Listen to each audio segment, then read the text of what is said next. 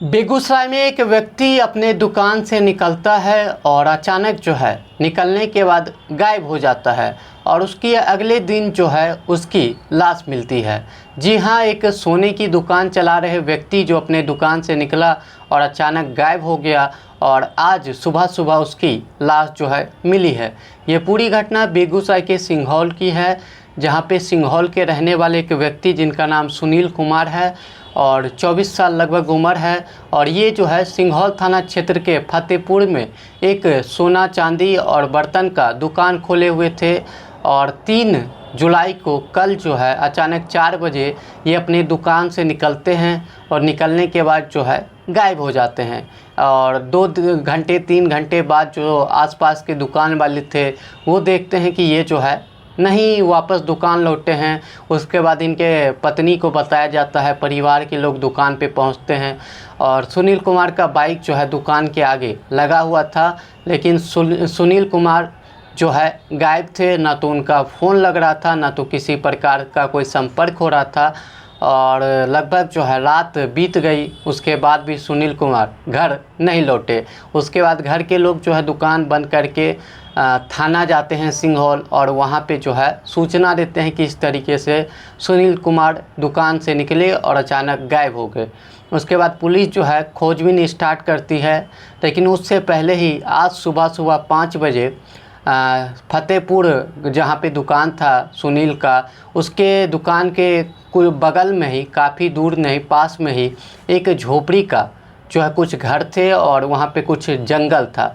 और जैसे ही एक व्यक्ति जिसका घर था वो झाड़ू लगाने के लिए जाता है तो देखता है कि वहाँ पे एक लाश पड़ी है और लाश की पहचान की जाती है तो पता चलता है कि ये वही सुनील है जो कल से गायब था और उसकी जो है हत्या करके उसके लाश को खेत में अपराधियों ने फेंक दिया।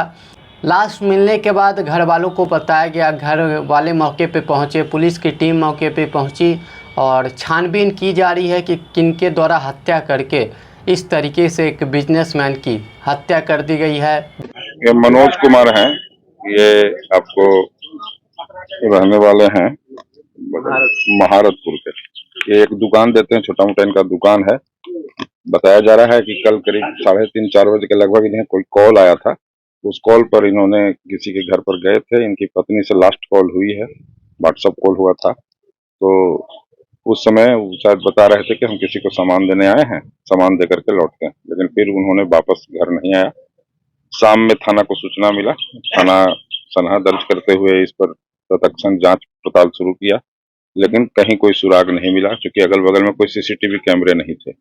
सुबह में पता चला कि एक गांव के दुकान से थोड़ा सी दूरी पर एक बाउंड्री नुमा जगह है, उसी में उनका डेड बॉडी पड़ा हुआ है।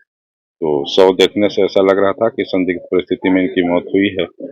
शव को पोस्टमार्टम हेतु सदर अस्पताल भेज दिया गया है। पोस्टमार्टम के बाद ही पता चलेगा कि हत्या का कारण क्या है।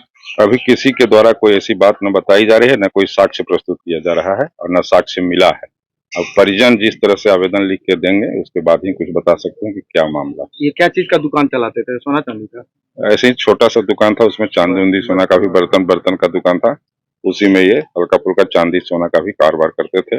शायद ये दुकान पर कम बेचते थे, ये कॉल आने के बाद किसी के घर पर जाकर ही सामान को दे दिया करते थे। उसी कॉल पर शायद किसी को देने गए थे, उसके बाद इनका डेड बॉडी संदिग्ध परिस्थिति में मिला। हत्या कैसे की गई है? कह रहा है किस चीज की हत्या की गई है? ये तो मैं नहीं बता सकता, पोस्टमार्टम रिपोर्ट ही बताएगा। ऐसे शरीर पर कोई बाह्य जख्म नहीं पाए गए हैं। सोना चांदी की दुकान था, बर्तन का, वहीं पर 2-3 साल से दुकान कर लेता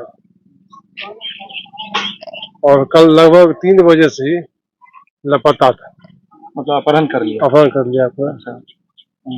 उसके बाद गया तो उसके परिवारजन को मालूम हुआ कि दुकान पर कोई नहीं है। ग्रामीण सब देखा, दुकान खुला हुआ है, दुकान पर कोई नहीं है। बाइक उसका आगे में लगा था, दुकान के आगे में। पुलिस को सूचना दिया परिवारजन, तो सुबह मालूम हुआ कि जिसको मार के फेंक दिया। तो कैसे मारा है? पीठ में गला में कुछ दाग लगता है, उसको गला दबा के मार दिया। पहले पिटाई की, उसके बाद गला दबा के मार दिया। हमको कल 3:30 बजे ही जानकारी मिला था कि जो सोना चांदी दुकान खोले हुए है वो गायब हो गया। मोटरसाइकिल उसका लगा हुआ उन्हें आज सुबह भी फिर सो के उठे तो जानकारी मिला कि यहाँ पर बंडी के हमारे चाचा का बंडी है योगेंद्र पंडित, तो उस बंडी के अंदर में एक दे हमारे